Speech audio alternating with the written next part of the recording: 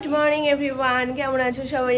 সবাই খুব ভালো আছো, সুস্থ আছো, আমরাও বেশ ভালো আছি। তবে মনটা এখনো খারাপ। কালকে রাত্রিবেলা মাম্পুর সাথে একটু কথা বলবো করে ঠিক করেছিলাম, কিন্তু আর সময় ম্যাচ হয়নি। মানে বাড়িতে গিয়ে তারপর টুকটাক এটা সেটা ওরও ছিল আমারও ছিল। ও রাত করে আমাকে ফোন করেছিল, তখন আমি আবার কাজে ব্যস্ত ছিলাম, এই করে আর কথাই হয়নি। দেখে আজকে একটু ফাঁকা টাইম দেখে ওর সাথে একটু কথা বলবো। আজকে হচ্ছে ভাইফোঁটার দিনটা বরাবরই মানে সেই বিয়ের আগে থেকে এখনো পর্যন্ত মানে একটু মন খারাপের সাথেই কাটে। কারণ আমি ও বাড়িতেও কখনো ভাইফোঁটা দিইনি, কারণ আমাদের ও বাড়িতেও সেরকমভাবে ভাইফোঁটার খুব একটা যে ইয়ে ছিল সেরকম না। আর এই বাড়িতে ভাইফোঁটার নিয়ম নেই, মামা বাড়িতেও ইভেন মানে মামপুতে বাড়িতেও ভাইফোঁটার কোনো নিয়ম নেই। এবার ওর শ্বশুর বাড়িতে যেহেতু আছে আর ওর মামা বাড়িতে যেহেতু ছিল, তো এই বাড়িতে কোনোদিনও ভাইফোঁটাটা সেলিব্রেট করেনি। মামা বাড়ির সবার সাথে তখন অয়নকে ফোঁটা দিয়ে দিত, আর এবছর তো ওর শ্বশুর বাড়িতেই হয়তো ফোঁটাটা দেবে।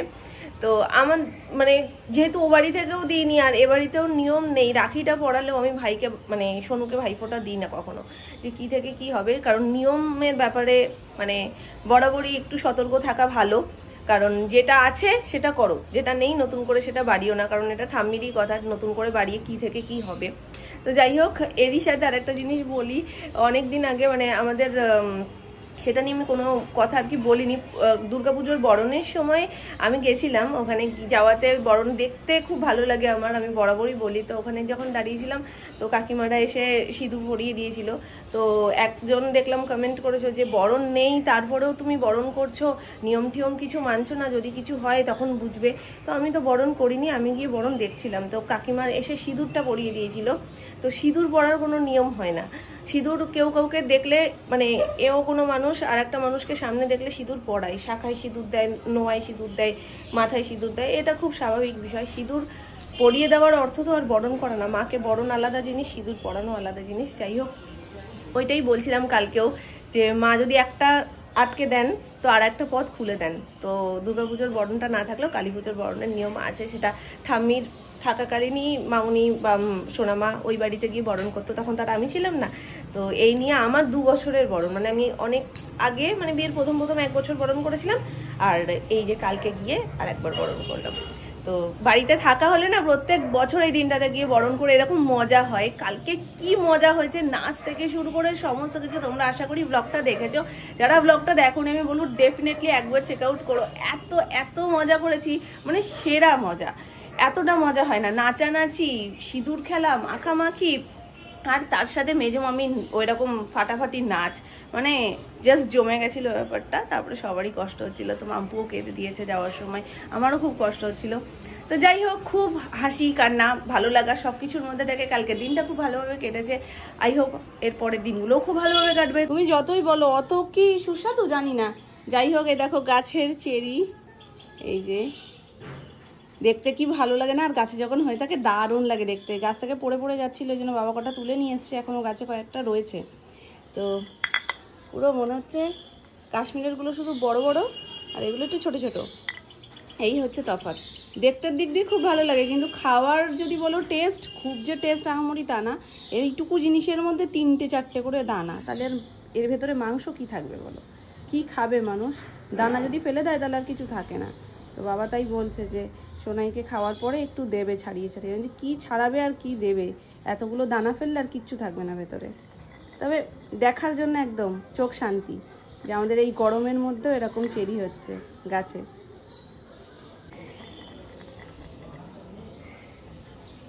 ছিল তাহার বজ্রাঘাতে দগ্ধ হয়ে গেল ছাড়খাড়, দূরে গেল ভর্তৃভাব বলো ভিন্ন ভিন্ন, সোনার সংসারে তার সবাই বিপন্ন।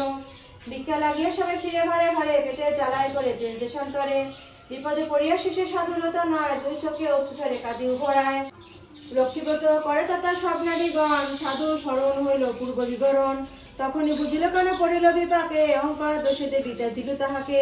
করজলে ভক্তি ভরে এক মন, করেছে লক্ষ্মীর স্তুতি সাধুর নন্দ। লক্ষ্মীব্রত সার সবাই মিলে করে প্রতি গুরুবার, সাধুর কথায় তুষ্ট হয়ে বধূগণ, ভক্তি করে করে সবে ব্রত আচরণ। এইভাবে মঠধামে ব্রতের প্রচার, মনে রেখো মঠধামে লক্ষ্মীব্রত সার।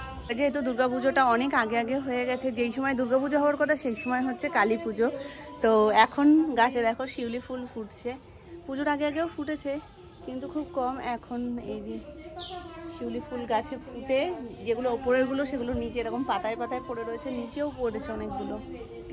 তো এই শিউলি গাছটাতে বছরে দুবার করে আমাদের ফুল ফোটে, পুজোর আগে একবার আর মাঝখানে আরও একবার। আর এই হচ্ছে গিয়ে আমাদের ওই চেরি গাছটা, যে গাছের চেরিটা তোমাদের একটু আগে দেখালাম। গাছটা না খুব সরু ছিল, দেখো গোড়াটা কত মোটা হয়ে গেছে, গাছটা একদম ঝাঁকড়ে উঠেছে। এর আগে চেরি হতো, এক আধটা চেরি হতো, সেটা মানে নিজে থেকেই নষ্ট হয়ে যেত, সেটা আর পেরে নিয়ে যাওয়ার মতন হতো না। তারপরে আস্তে আস্তে একটু উন্নত হয়ে এক আধটা চেরি সেটা আবার খাওয়া যেত, এখন আবার গাছ ভর্তি হয়ে হচ্ছে। পাতার ফাঁকে ফাঁকে রয়েছে যেগুলো দেখা যাচ্ছে না, এই দেখো এইখানে একটা রয়েছে, এই যে ঠিক আছে, ওটা লাল হয়ে গেছে পুরো, একদম ডিপ লাল, চুর বড় হয়ে গেছে গাছটা।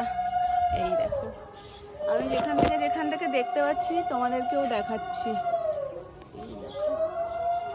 এই যে দেখছো গাছে থাকা অবস্থায় কি ভালো লাগে না। এই গাছটা দেখে আমার পুরো কাশ্মীরের সেই কথাটা মনে পড়ে যাচ্ছে, কাশ্মীরের গাছ থেকে আমরা চেরি পেরেছি, এত সুন্দর লাগছিল না, পুরো থোক থোক হয়েছিল। দোপাটি ফুলের 3টে কালারই ফুটে রয়েছে গাছে, সেই সময় তোমাদেরকে দেখাতে পাচ্ছি। আগের দিন জাস্ট এই বেগুনি কালারটাই দেখাতে পেরেছিলাম, কারণ ওটা গাছে ছিল, আর লালটা মনে হয় এক আধটা ছিল। সব কটা কালারই রয়েছে, বেগুনিটাও রয়েছে, লালটাও রয়েছে, লালের কুড়িও রয়েছে প্রচুর, এই যে। আর তার সাথে এই দেখো সাদাটা, আগের দিন আমি ঠিক গেস করেছিলাম যে এটা সাদাই হবে।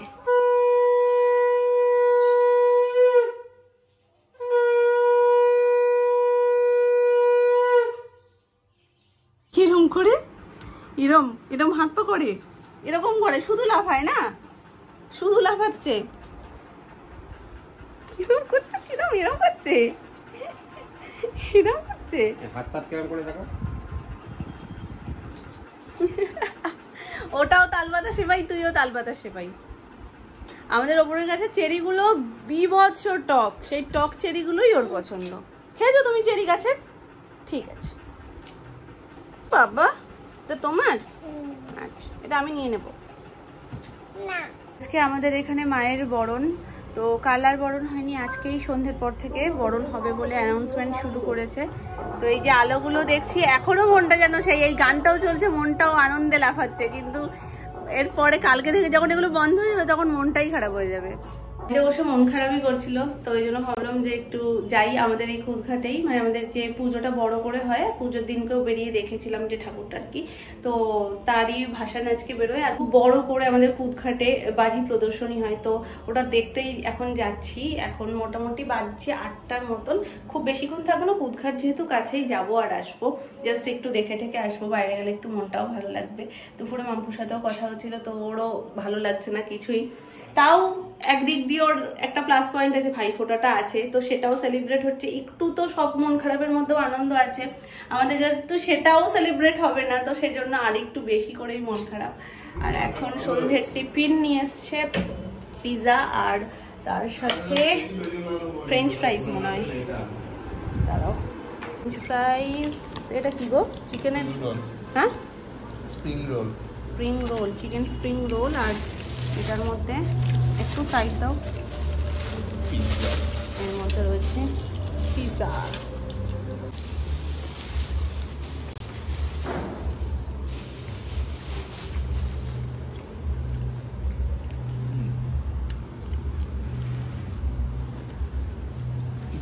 ছড়াতে দে, ওগুলো ছড়াতে হবে না, চিলি ফ্লেক্স রয়েছে শুধু, অরিগানো দিয়ে দিয়েছো ওপর থেকে?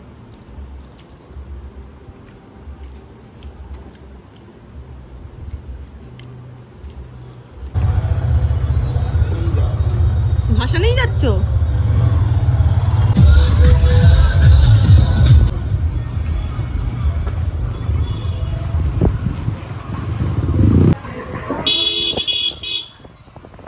তো দেখো ভাইফোঁটার দিনও কি লাইন ঠাকুর দেখার, এই ঠাকুরটা সত্যিই ভালো করে, শোটা খুব ভালো করে প্রত্যেকবার।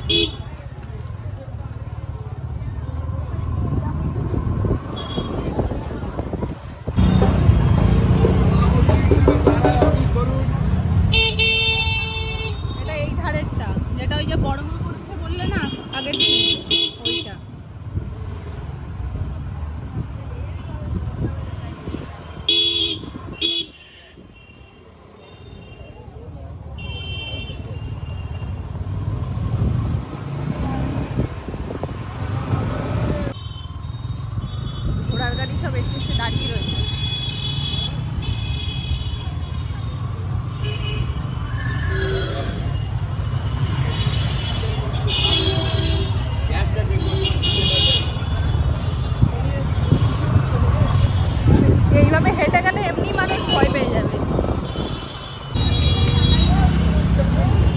স্টেশনে আজকে মেট্রোর লোকের থেকেও বেশি লোকের ভিড় ভাসান দেখার।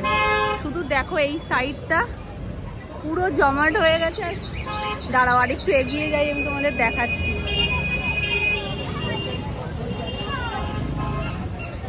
পুরো ওই যে সিঁড়িটা থেকে ভেতরে ঢোকা যায় সেই সিঁড়ি ভর্তি হয়ে গেছে লোকে।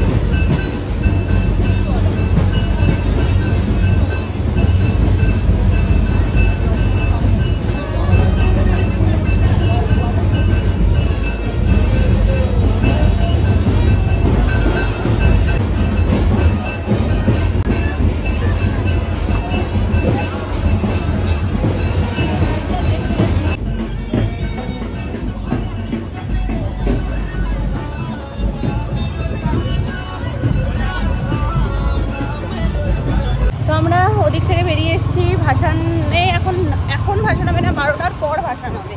তো এখন সারা রাস্তা যেতে যেতে বাজি প্রদর্শনই হবে। তো এত ছিটকে ছিটকে চোখে ঢোকে আসছে না, আমি ওই জন্য অল্প একটু দেখেছি বুধঘাটের ওখানে যেটুকুনি হয়েছে। তারপরে আমি বললাম যে না ঠিক আছে চলো আর দেখতে হবে না, বাজিই ফাটাবে সেই।